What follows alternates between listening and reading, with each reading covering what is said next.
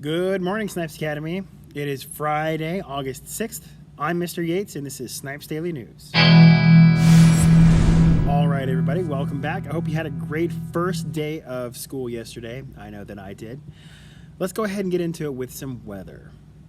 So I hope you enjoyed your dry day yesterday because it's probably in all likelihood going to rain and maybe even thunderstorm today. Today we have a high of 84 degrees and a low of 73 degrees with a very high likelihood of thunderstorms. Today, for this day in history, we're going to talk about Hiroshima. On this day in history, August 6th, 1945, the United States becomes the first and only nation to use atomic weaponry during wartime when it dropped the atomic bomb on Japanese city of Hiroshima. At the time that this bomb was dropped, the war against Nazi Germany was pretty much already over, but the war going on in the Pacific with Japan was still very much active. When America dropped the bomb at Hiroshima, a blast equivalent to the power of 15,000 tons of TNT reduced 4 square miles of the city to ruins. A few days later, the same kind of bomb was then dropped on the Japanese city of Nagasaki, and Japan finally surrendered, ending World War II. Now, admittedly, it is horrific to think about the amount of lives lost instantly upon the dropping of these two bombs and even years later. However, a book was written several years later by a man named Dr. Tom Lewis.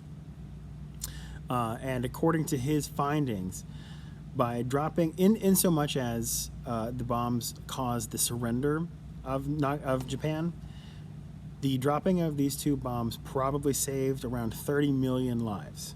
So although the loss of life as a direct result of the bombs is tragic, it is great that we were able to save around 30 million lives around the world by doing so.